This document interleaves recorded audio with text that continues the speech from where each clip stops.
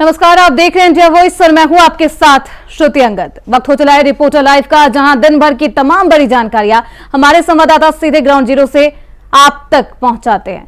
तो reporter live की करते हैं शुरुआत। खबर लखनऊ से है, जहां अब अपराधियों की संपत्ति पीड़ितों में बांटी जाएगी, लेकिन क्यों? पूरी खबर बता रहे हैं हमारे सहयोगी मोहम्मद आसिफ। डीजीपी प्रशांत कुमार ने अपराध से अर्जित की गई संपत्तियों के बारे में एक अहम निर्देश जारी किया है। डीजीपी ने कहा है कि जिन अपराधियों की संपत्ति अपराध से अर्जित की गई है, उन्हें कुर्क करने के बाद पीड़ितों में बांट दी जाएगी। डीजीपी प्रशांत कुमार ने अपने आदेश में यह भी कहा है कि इन संपत्तियों को डीएम की देखरेख में कुर्क किया जाएगा। इसके लिए प्रदेश के सभी अफसरों को एसओपी जारी कर दी गई है।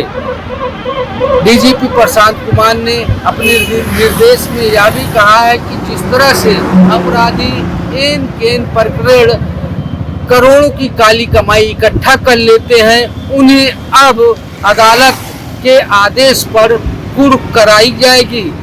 हालांकि जिस तरह से अपराधियों पर शिकंजा कसने के लिए योगी सरकार और योगी की पुलिस लगातार एक्शन में है, इससे कहीं न कहीं अपराधियों के होश भी फाकता दिख रहे हैं। अपराध से अर्जित की गई संपत्ति को कुर्क करने के बाद उस पर गरीबों के आशियाने भी बसाए जा रहे हैं, जो अपने आप में कहीं न कहीं काबिले तारीफ भी है।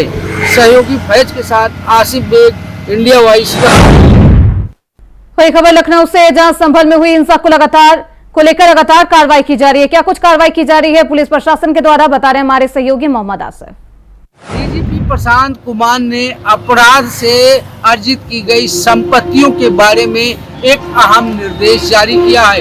डीजीपी ने कहा है कि जिन अपराधियों की संपत्ति अपराध से अर्जित की गई है, उन्हें कुर्क करने के बाद पीड़ितों में बांट दी जाएगी। डीजीपी प्रशांत कुमार ने अपने आदेश में यह भी कहा है कि इन संपत्तियों को डीएम की देखरेख में कुर्क किया जाएगा। इसके लिए प्रदेश के सभी अफसरों को एसओपी जारी कर दी गई है। डीजीपी प्रशांत कुमार ने अपने निर्देश में यह भी कहा है कि जिस तरह से वही खबर उन्नाव से है, जहां अंग्रेजों के जमाने का बनाया गया शुक्लागंज घाट का लगभग 175 साल पुराना गंगा पुल का कुछ हिस्सा टूट गया है। क्या कुछ है ये पूरा मामला, बता रहे हैं हमारे सहयोगी निखिलेश प्रताप सिंह। जनपदों को जोड़ने वाला गंगा पुल आज सुबह ढह गया। आपको बता रहे हैं ये घटना उन्नाव के शुक्लागंज गंगा घाट की है, जहां पर एक सैकड़ों वर्षों पुराना लगभग 175 साल पुराना गंगा का पुल आज सुबह ही गंगा में ढह गया। उसका कुछ बीच का हिस्सा गंगा में ढह गया। हालांकि ये पुल कई सालों से बंद है।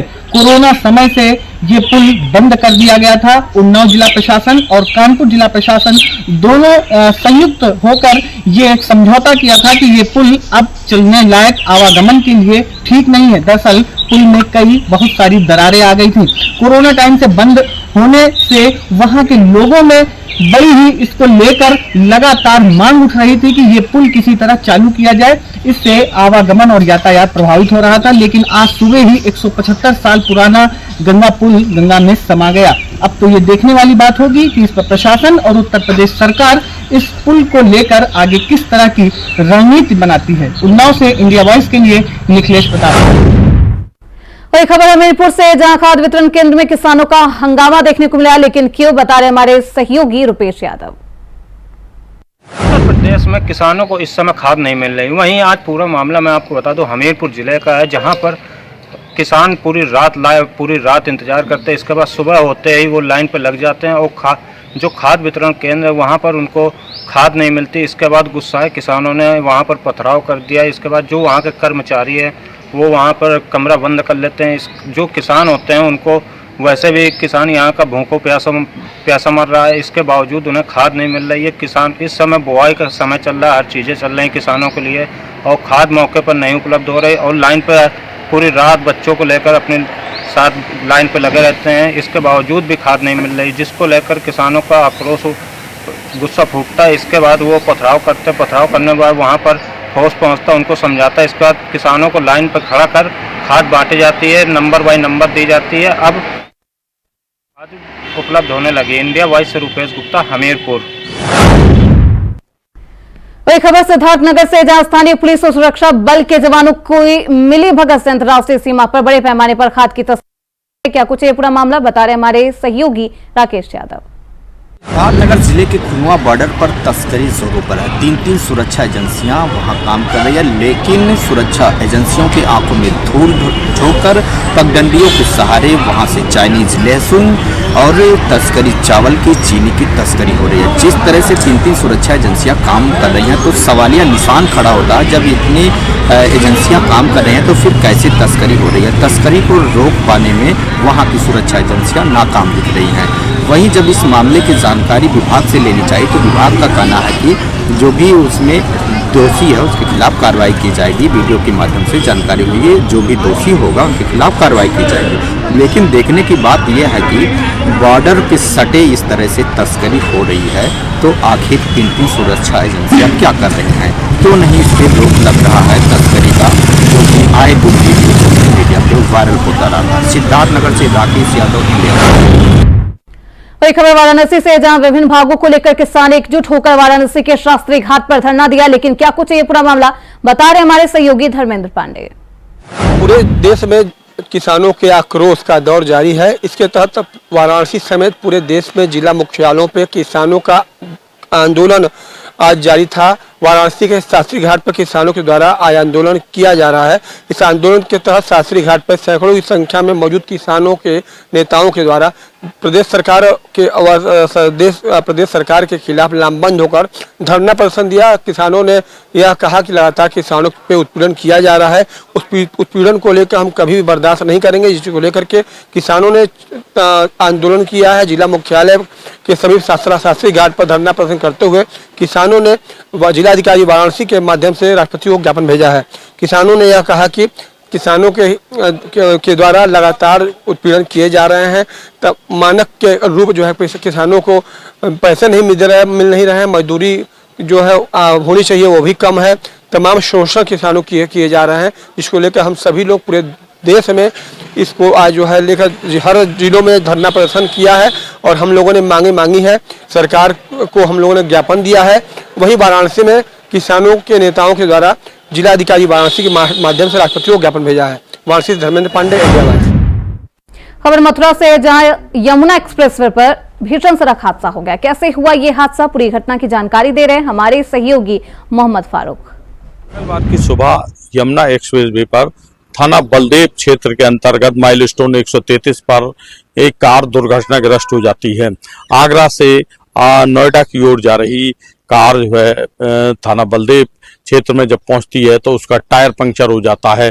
कार की गति अधिक होने के कारण कार अनियंत्रित हो जाती है और डिवाइडर से टकरा जाती है। डिवाइडर से टकराने के बाद कार कई पलटी मारती है। उसमें सवार स्पोर्ट्स के व्यापारी रौनक की और उनके साथी विकास की मौके पर ही मौत हो जाती है। क्षेत्र में इतनी तेज धमाका होता है कि आसपास के लोग आ जाते हैं और कार में फंसे हुए दोनों के शवों को निकाला जाता है। सूचना पर तत्काल पुलिस मौके पर पहुंचती है और मौके पर पहुंचने के बाद में उनका शवों का पंचनामा भरकर पोस्टमार्टम के लिए भिजवाया जाता है। पुलिस द्वारा उनके परिजनों को भी सूचना दी जाती है। मंगलवार की भोर सुबह का ये हादसा है। यमुना एक्सप्रेसवे पर अक्सर आए दिन ऐसे हादसे हो रहे हैं जिससे कि पूरा परिवार खत्म हो जा रहा है। कई लोगों की मृत्यु हो रही है। इसके लिए यमुना एक्सप्रेसवे अथॉरिटी को संज्ञान लेते हुए कुछ न कुछ उपाय अवश्य करने चाहिए। इंडिया वॉइस के लिए मैं मोहम्मद फारूक, मथुरा। वही खबर मैनपुरी से है, जहां उत्तर प्रदेश के जिला संभल में हिंसा के बाद जिले में अलर्ट जारी कर दिया गया है। क्या कुछ अलर्ट जारी किया गया है, बता रहे हमारे सहयोगी मुकेश कुमार। ब्रेक के बाद एक बार फिर से आप सभी का स्वागत है। खबरों में बढ़ते हैं आगे। खबर मैनपुरी से है, जहां उत्तर प्रदेश के जिला संभल में हिंसा के बाद जिले में अलर्ट जारी कर दिया गया है। क्या कुछ अलर्ट जारी किया गया है, बता रहे हमारे सहयोगी मुकेश कुमार। उत्तर प्रदेश के जनपद सांभल में हिंसक घटना होने के बाद पूरी यूपी में हाई अलर्ट जारी किया गया। मैनपुरी की बात की जाए तो मैनपुरी के पुलिस अधीक्षक विनोद कुमार सिंह ने मुस्लिम बस्तियों जो घनी बस्तियां हैं उन पर ड्रोन से निगरानी रखना शुरू कर दिया है। तस्वीरें भी सामने आई हैं। उन्होंने साफ तौर से कहा है कि हिंसक घटना होने के बाद पूरी यूपी में मुख्यमंत्री योगी आदित्यनाथ के अलर्ट जारी करने के बाद से मैनपुरी पुलिस भी अब हरकत में आ गई है। किसी भी तरह की घटना को रोकने के लिए पुलिस की पैनी नजर यानी आसमान से अब नजर रखी जा रही है। ड्रोन की मदद से पुलिस अधीक्षक विनोद कुमार सिंह की ओर से बताया गया मुस्लिम बस्ती और घनी बस्तियों में ऐसी कोई जो घटना हुई है उसके प्रति कोई किसी तरीके की घटना न हो सके उसके रोकथाम के लिए इस चीज की व्यवस्था की गई है। और पुलिस अधीक्षक विनोद कुमार सिंह और जिलाधिकारी अंजलि कुमार भी देर रात तक जिला जो मैनपुरी शहर का मुख्य बाजार है उनमें भी भ्रमण कर रहे हैं और लोगों से वार्ता कर रहे हैं। क्योंकि संबल हुई घटना को लेकर जिस तरीके से मामले को तूल पकड़ाया जा रहा है उसमें साफ तौर से कहा गया है ऐसा कोई भी घटना नहीं है। सर्वोच्च न्यायालय का जो आदेश आया उसको कानून व्यवस्था के तहत पालन कराया जा रहा है। किसी को किसी तरह की कोई हताहत नहीं हुई है क्योंकि जो साक्ष्य मिले उनके आधार पर ही न्यायालय का आदेश कराने के लिए सरकार द्वारा जो सुरक्षा के पुख्ता इंतजाम किए गए। हालांकि कुछ लोग वहां जान भी गई है और कुछ पुलिसकर्मी उसमें घायल भी हो गए हैं। इसके बाद भी पूरी जांच टीम गठित कर दी गई है। निष्पक्ष जांच कराई जाएगी। मैनपुरी से इंडिया वॉइस के लिए मुकेश कुमार। खबर गाजियाबाद से है जहां बार एसोसिएशन के फैसले से नाराज वकीलों ने फिर से हंगामा कर दिया। लेकिन क्या था बार एसोसिएशन का फैसला, बता रहे हमारे सहयोगी प्रथम चौधरी।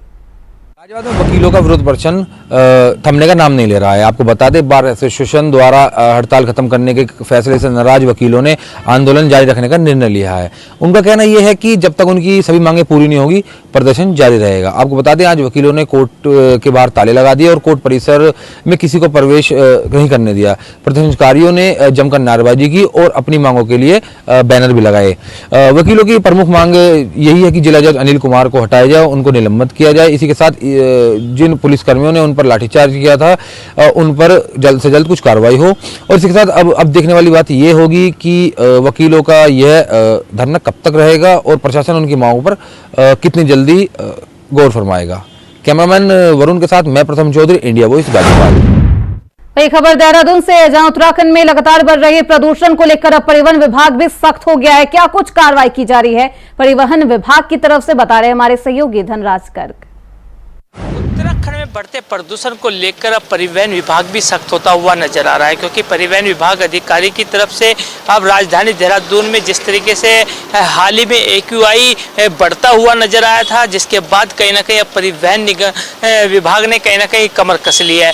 और परिवहन अधिकारी की माने तो उनका कहना है कि राजधानी देहरादून के अंदर चल रहे जो पुराने डीजल के विक्रम ऑटो हैं उनको अब बाहर का रास्ता दिखाया जाएगा। यानी कि राजधानी देहरादून के अंदर जो विक्रम है डीजल वाले उनको बाहर का रास्ता दिखा दिया जाएगा, वो शहर के अंदर नहीं चलेंगे। और इनको सरकार की तरफ से एक सब्सिडी भी दी जा रही है, यानी कि एक स्कीम इनके लिए निकाली गई है कि यदि कोई विक्रम चालक या फिर ऑटो चालक अपने विक्रम को बेचकर स्क्रैप कराकर यदि नया गाड़ी खरीदता है और इलेक्ट्रॉनिक गाड़ी खरीदता है तो उस पर सरकार 50% सब्सिडी भी उस व्यक्ति को दी जाएगी। और जिसके रजिस्ट्रेशन की तारीख भी तय कर दी गई है, यानी कि 31 दिसंबर लास्ट तारीख रखी गई है। यदि 31 दिसंबर तक कोई व्यक्ति अपना परमिट सरेंडर कर नया परमिट लेता है तो उसको परमिट भी दिया जाएगा और 50% सब्सिडी का प्रावधान भी इसमें रखा गया है। क्योंकि लगातार हम देख रहे हैं कि प्रदूषण कहीं ना कहीं दम घोटता हुआ नजर आ रहा है, क्योंकि हाल ही में राजधानी देहरादून का AQI 300 के आसपास पहुंच चुका था और जो कहीं ना कहीं कहा जा सकता है कि व्यक्ति के लिए कहीं ना कहीं खतरनाक साबित हो सकता है। इसको देखते हुए कहीं ना कहीं परिवहन विभाग की तरफ से ये आदेश जारी किए गए हैं कि जो डीजल और के पुराने टेम्पो और ऑटो हैं उनको बाहर किया जाएगा। India voice Dhanraj. वही खबर वाराणसी से है जहां 7 बार के विधायक श्यामदेव राय चौधरी ने आज अंतिम सांस ली। इस पूरी खबर पर ज्यादा जानकारी दे रहे हैं हमारे सहयोगी धर्मेंद्र पांडे। 7 बार लगातार भाजपा सरकार में विधायक रहे श्यामदेव राय चौधरी उर्फ दादा दक्षिणी के विधायक की आज ओरियन हॉस्पिटल में अंतिम सांस लेकर इस दुनिया से विदा हो गए, जिसके बाद उनके तमाम प्रशंसकों सहित जनता के बीच शोक का लहर दिखाई दे रहा है।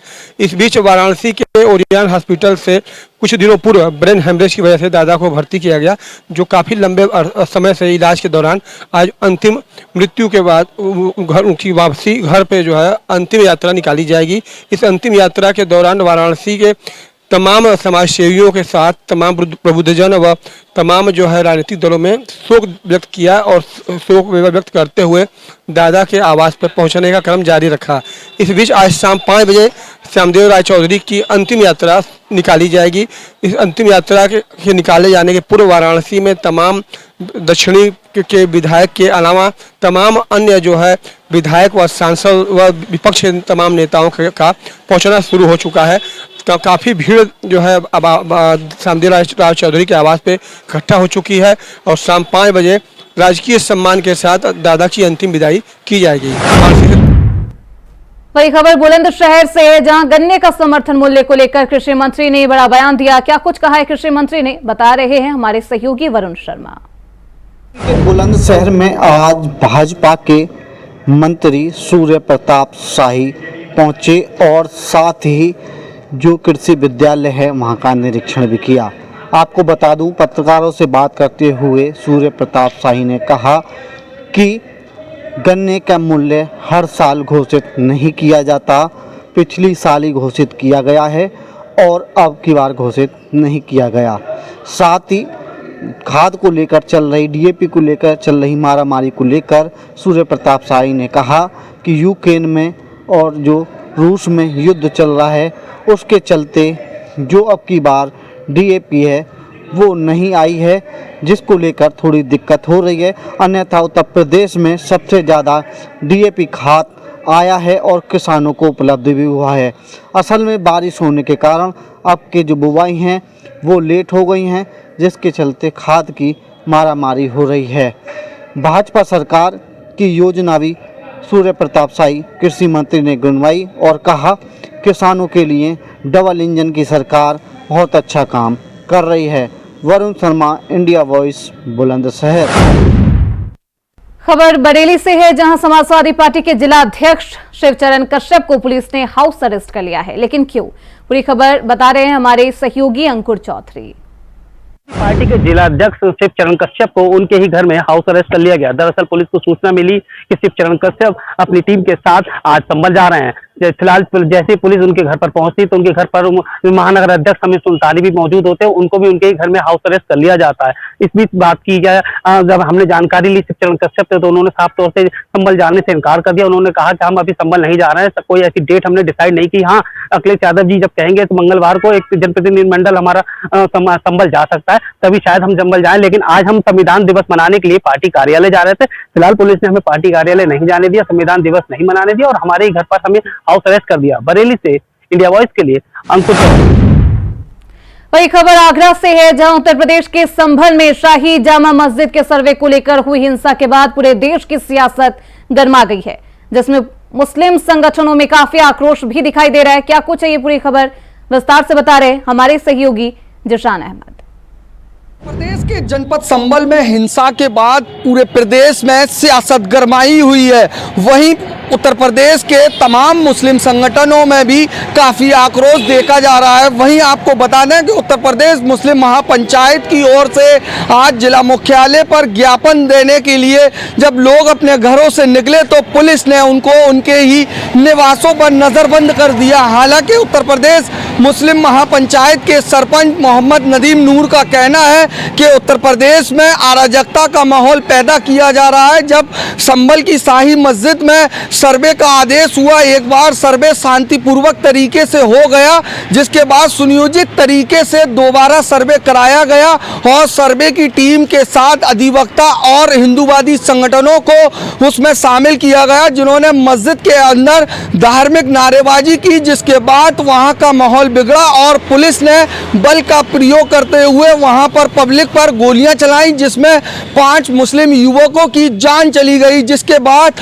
मुस्लिम महापंचायत की ओर से साफ तौर से कहा जा रहा है कि महामहिम के नाम, राष्ट्रपति महामहिम के नाम ज्ञापन दिया गया है और उन्होंने साफ तौर से मांग की है कि उत्तर प्रदेश सरकार को बर्खास्त किया जाए। वही खबर दिल्ली से, जहां आम आदमी पार्टी के स्थापना दिवस पर आम आदमी पार्टी के संयोजक ने क्या कुछ कहा, बता रहे हमारे सहयोगी कमल किशोर। आम आदमी पार्टी के संयोजक व दिल्ली के पूर्व मुख्यमंत्री अरविंद केजरीवाल ने मंगलवार को सुबह अपने एक्स अकाउंट पर पोस्ट डालकर सभी देशवासियों को संविधान दिवस की शुभकामनाएं दी। बता दें कि आज आम आदमी पार्टी का 12वां स्थापना दिवस भी है। वहीं इस मौके पर पार्टी के मुख्यालय में आयोजित कार्यक्रम में अरविंद केजरीवाल और सीएम आतिशी ने बीजेपी पर जमकर निशाना भी साधा। वहीं इस दौरान सीएम आतिशी ने आपकी उपलब्धियों को भी गिनवाया। केजरीवाल ने एक्स पर लिखा कि संविधान केवल एक दस्तावेज नहीं, ये हमारे अधिकारों, कर्तव्यों और लोकतांत्रिक मूल्यों का आधार है। बाबा साहेब अम्बेडकर और संविधान निर्माताओं के प्रति हमारी सच्ची श्रद्धांजलि तभी होगी जब हम संविधान के मूल्यों को अपने जीवन में अपनाएंगे। केजरीवाल ने ऐसे लोगों से अपील की। वहीं केजरीवाल ने कहा कि हमें तोड़ने की बहुत कोशिश की गई, लेकिन हमारे कार्यकर्ताओं के हौसले हमें टूटने नहीं दिए। हमारा संविधान हमारी पहचान है और इसे बचाना हमारा धर्म। सभी देशवासियों को संविधान दिवस की हार्दिक शुभकामनाएं। वीडियो जर्नलिस्ट के साथ मैं कमल किशोर, इंडिया वॉइस, दिल्ली। खबर देहरादून से, जहां राज्य विश्वविद्यालय संशोधन विधेयक के लिए जो समिति गठित की गई है उसके सभापति को ही इसकी जानकारी नहीं, जिसके बाद सियासत गर्म हो गई। क्या कुछ है ये पूरा मामला, बता रहे हमारे सहयोगी अभय कैंतुरा। उच्च शिक्षा के क्षेत्र में बेहतर सुधार हो सके, उच्च शिक्षा क्वालिटीपूर्ण हो सके, उसके लिए राज्य विश्वविद्यालय संशोधन विधेयक 2024 लाने का काम सरकार की तरफ से किया गया। पहले पूर्व में भी 2 बार राजभवन की तरफ से इस विधेयक को लौटाने का काम हो चुका है और इस बार जब सरकार ने इसे सदन के पटल पर रखने का काम किया तो सत्ता पक्ष और विपक्ष के कई विधायकों ने इसमें कई तरह की खामियां होने के बाद फिर इसे प्रबल समिति के सुपुर्द करने के कहा गया। प्रबल समिति के सुपुर्द ये विधेयक आया।